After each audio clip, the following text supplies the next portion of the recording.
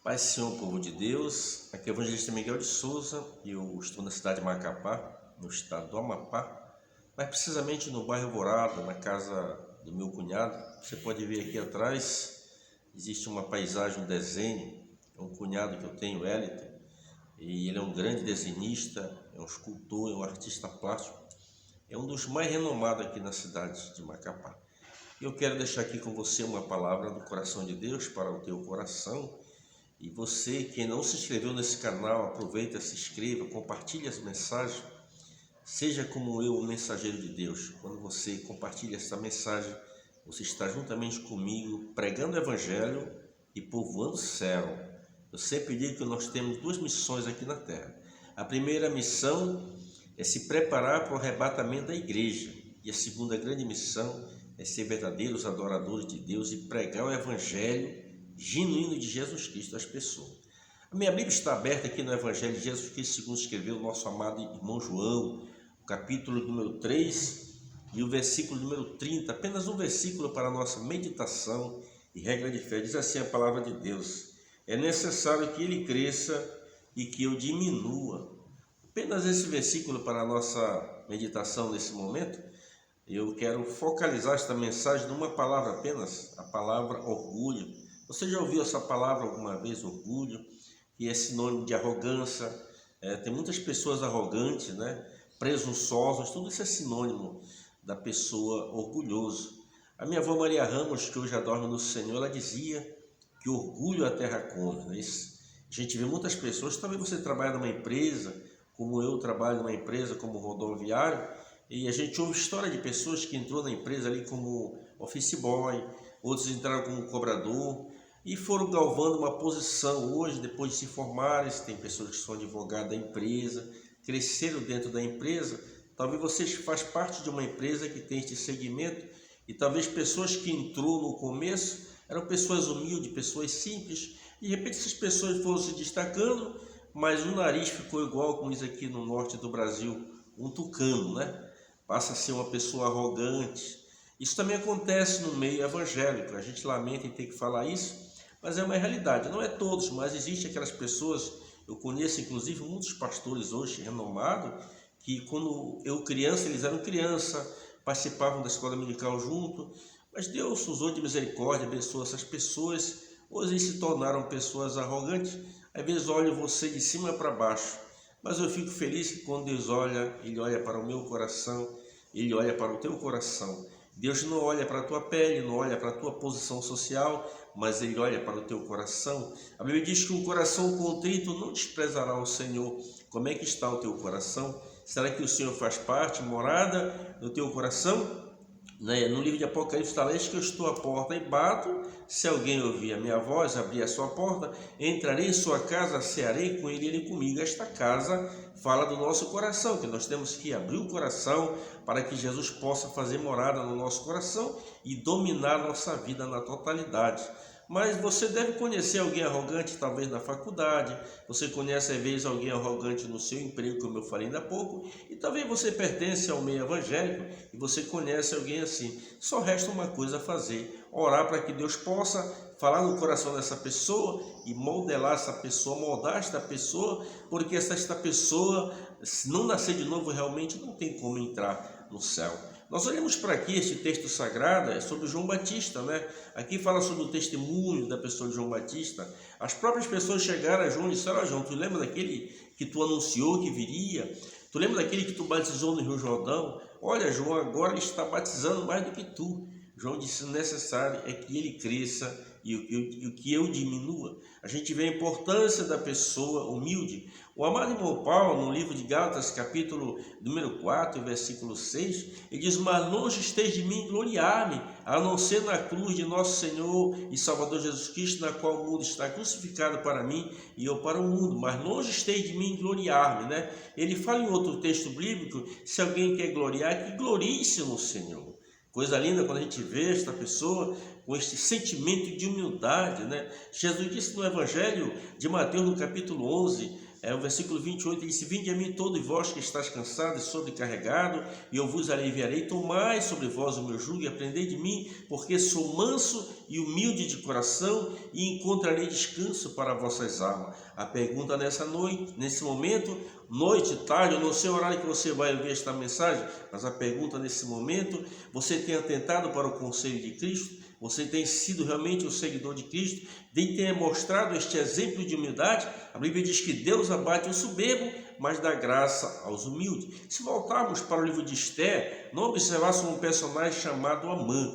Esse Amã era um dos príncipes, filho de Agagito, uma das pessoas importantes do império lá da Pérsia nesta época. E a Bíblia diz que então o rei Assuero resolveu engrandecer esse moço.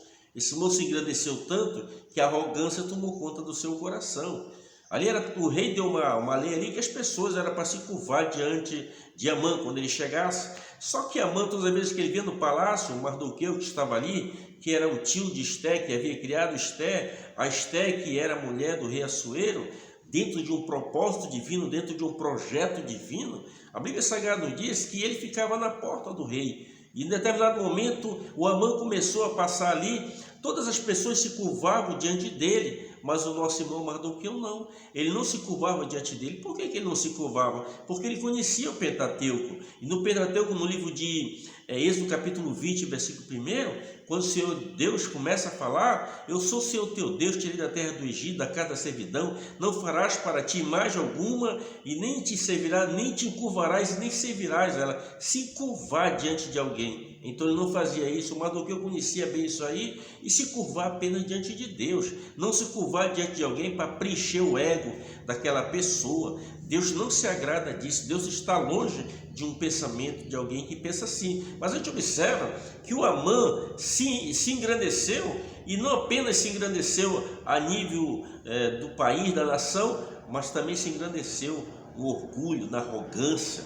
Isso é muito perigoso. A Bíblia diz que Deus abate o soberbo e dá graça aos humildes. A Bíblia diz que do orgulho procede a soberba, e da arrogância a altivez, a queda. A gente vê que a Bíblia é bem clara sobre isso. E a Bíblia fala então sobre a pessoa do Amã. E a Bíblia diz que um momento alguém chegou e disse: olha, Mardoqueu, o Amã está chegando aqui, eu tenho observado que não tem te curvado diante dele. E ele continuou seguindo: eu sou judeu, eu não aprendi que eu tenho que me curvar diante de alguém, eu me curvar apenas diante do Deus Todo-Poderoso. A Bíblia Sagrada diz que a notícia chegou aos ouvidos de Amã, e Amã agora começou a observar Mardoqueu. Ele começou a observar que todas as vezes que ele chegava ali, a pessoa do nosso irmão Mardoqueu não se curvava diante dele. A Bíblia diz que ele chegou com o rei e disse: olha, rei, existe um povo espalhado em toda a província do teu reino, costume diferente. Então, quem sabe, o rei, o senhor me dá uma carta branca e assina um decreto aí, né, para que as coisas mudem. E eu colocarei na mão do rei 30 moedas de prata. E ele fez assim, ele colocou no tesouro do rei Assuero 30 peças de prata. E a Bíblia Sagrada nos diz que agora ele conseguiu do rei uma lei para que matasse todos os judeus. O rei não imaginava que dentro da sua casa ele era casado com uma judia. Ele não tinha esta noção. Ele não sabia a dimensão da gravidade da situação. Ele não imaginava que a rainha Esther estaria também nesse pacote dos que morreriam. Não imaginava. A Bíblia Sagrada nos diz que agora ele começou a bolar um esquema contra a pessoa do Mardoqueu. E a Bíblia Sagrada nos diz que agora Esther, ela quando viu a notícia, o Mardoqueu tirou suas vestes, vestiu de pano, de saco e ficou na frente do palácio. A Esther mandou alguém até ele para que levasse e para que dessem roupa para ele, para que ele saísse, porque ele não era uma postura normal de estar diante do palácio. E agora ele manda dizer para Esther o que havia acontecido, que o rei já havia assinado um decreto que em determinado dia todos os judeus seriam dizimados. E a Bíblia Sagrada nos diz que a Esther agora, quando recebe a mensagem dele, ela pegou agora, ele manda uma mensagem para Esther, diz: olha, Esther, tu vai lá diante do rei para pleitear pelo rei por nós. ela enviou outra carta para a pessoa de Mardoqueu. Ela disse: olha, Mardoqueu, nos últimos 30 dias eu não posso me apresentar diante do rei, porque há um decreto aí que durante 30 dias quem se apresentar à presença do rei sem ser chamado, há uma forca esperando esta pessoa. O Mardoqueu disse: olha, se de tudo te calares, socorro e livramento de outra parte virá para os judeus, mas quem sabe se tu para tal tempo chegasse a esse reino. A rainha Esther reuniu as mulheres ali e proclamaram jejum, e Mardoqueu também proclamou um jejum, e a Bíblia Sagrada nos diz que quando o Amã passa ali, ele vê o bom Mardoqueu, porque Esther mandou fazer um convite a ele para que ele viesse o rei e viesse a Esther para um grande banquete, após os dias em que Esther havia feito o jejum. A Bíblia Sagrada nos diz que quando o Amã chega ali, que ele vê Mardoqueu, ele foi convidado por Esther, ele todo empolgado, porque havia recebido o convite, haviam vários príncipes ali, mas entre os príncipes só ele tinha sido convidado para aquele banquete. A Bíblia Sagrada nos diz que agora ele vai para a sua casa e compra para a sua esposa, e ao encontrar para a sua esposa, ele falou para ela que ele havia visto o Mardoqueu, e ele não estava nada satisfeito, porque Mardoqueu não havia se curvado, continuava não se curvando. Ela disse: quem sabe tu manda construir aí uma forca de 30 metros de altura para enforcar esse judeu Mardoqueu, ou seja, tirar ele do teu caminho. Mas a Bíblia Sagrada diz que Deus, meu irmão, é um Deus que cuida de mim, ele cuida de você. O nosso Deus é um Deus onisciente.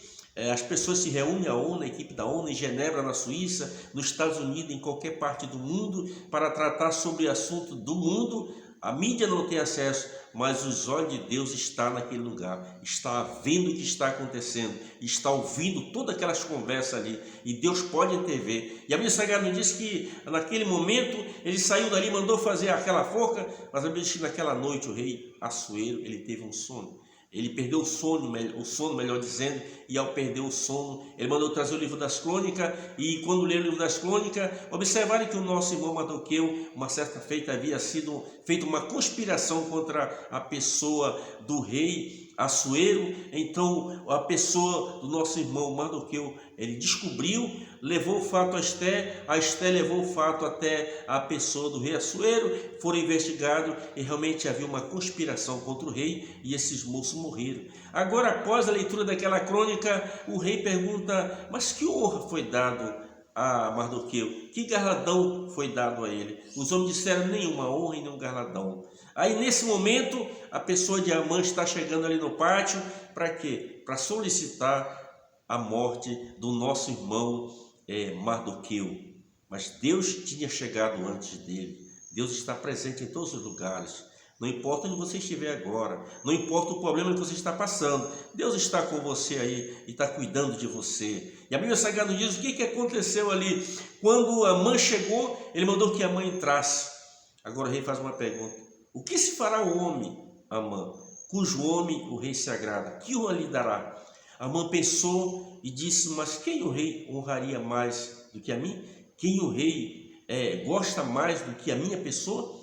Ele pensou consigo mesmo e achou que o rei estava falando dele. Ele disse: olha, o homem cuja honra o rei se agrada deve fazer uma coisa bem simples: vestir as roupas que o rei veste, deve ser colocado em cima do cavalo que o rei anda, e uma coroa na sua cabeça, e alguém dos príncipes sai puxando aquele cavalo com o rei montado, com essa pessoa montada em cima do cavalo do rei, com as vestes reais, com a coroa real. Assim se fará o homem cuja honra o rei se agrada. O rei disse: vai e faz isso para com Mardoqueu. Você já imaginou a cena? Ele sai dali, e ao sair dali, ele teve que pegar as vestes do rei, vestir Mardoqueu, teve que pegar o cavalo do rei, subir o nosso irmão Mardoqueu em cima, e colocou a coroa na cabeça e anda nas ruas e avenidas daquela cidade. Assim se fará o homem cujo homem o rei se agrada. Se o rei Jesus tem se agradado de você, você vai ser honrado. Se o rei Jesus tem se agradado de você, não importa, talvez nesse momento você está passando por um momento difícil, talvez você está como Mardoqueu passando por um momento de humilhação, de um momento de frustração, de um momento que você talvez se sinta um derrotado, mas saiba que o homem cuja honra o rei se agrada, esse rei é Jesus, ele tem se agradado de mim, ele tem se agradado de você, e ele vai engrandecer você. E assim aconteceu. Deus abate o soberbo, mas dá graça aos humildes. Eu não sei se estou falando para alguém que tem essa tendência de ser orgulhoso, Se você tem essa tendência a orar a Deus, para que Deus venha curar você desse orgulho, desta arrogância, para que você seja uma pessoa humilde, para que você seja verdadeiramente um servo do Senhor. Que Deus em Cristo nos abençoe, meu irmão, e até o próximo vídeo. Jesus ama você de uma maneira especial. Você ama você como você fosse a única pessoa no planeta. É assim que Deus ama eu, é assim que Deus ama você. Que Deus em Cristo nos abençoe, hoje e sempre. Amém.